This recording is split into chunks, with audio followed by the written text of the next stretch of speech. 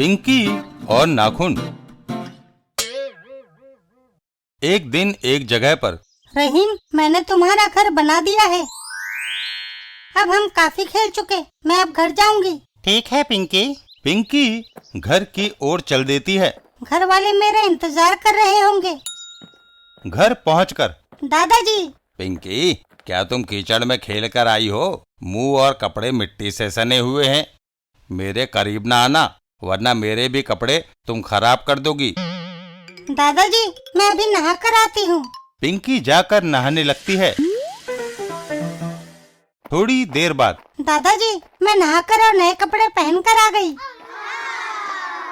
छी छी, अभी भी तुम पूरी तरह से साफ नहीं हुई। मगर मैं तो खूब साबुन मलकर नहाई थी। देखो, तुम्हारे बड़े हुए नाखून, इनमें मैल भरा है, जो कि तंदुरुस्ती के लिए हानिकारक है।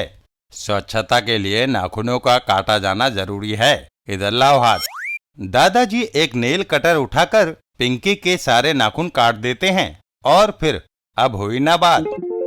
दादाजी, किसी के भी बड़े हुए नाखून खराब होते हैं? बिल्कुल।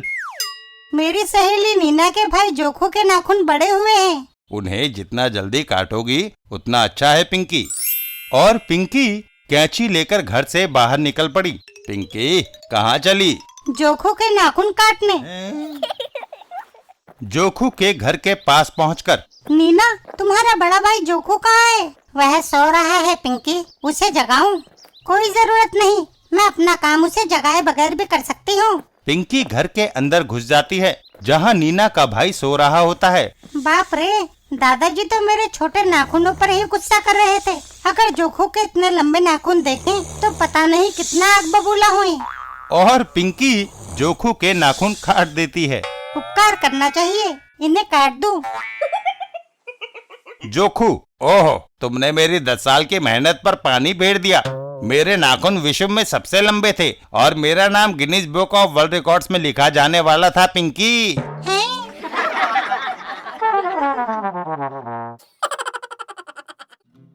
रमन और लाल किले की वसीयत। एक दिन रमन सुबह ऑफिस को निकला। कमली, बाय। रास्ते में खलीफा। रमन, यहाँ आना भाई। नहीं खलीफा, मुझे दफ्तर को देर हो रही है। रमन, अब मुझे पता चला है कि हमारे घर में दिल्ली के लाल किले का वसीयतनामा कहीं पड़ा है। उसे ढूंढने में मेरी मदद करो। अगर वह मिल गया तो लाल किला हमारा हो जाएगा और हम माला माल हो जाएंगे। ठीक है। रमन खलीफा के साथ घर के अंदर चला जाता है। घर के अंदर, मैं इन दराजों में देखता हूँ, तुम उस अलमारी में ढूंढो।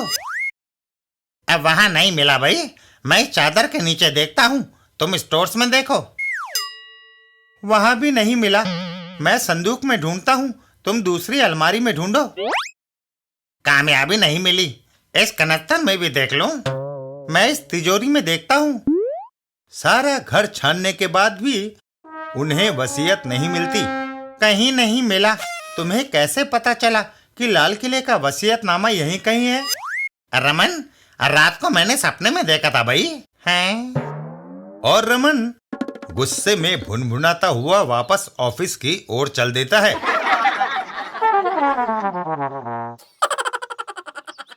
रमन बेचारा बना रेफरी।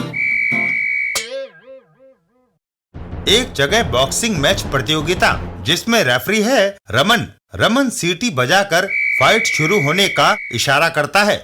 दोनों मुक्केबाज एक दूसरे पर झपट पड़ते हैं और उनमें मुक्केबाजी का दौर तेज हो जाता है। पहला मुक्केबाज दनादन घूंसे बरसा देता है।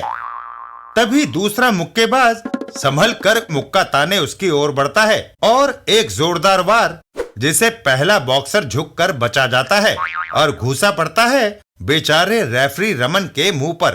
ओहो! और परिणाम स्वरूप रमन ढेर। हाय! अरे रेफरी साहब, जागो भाई। जागो तो सर।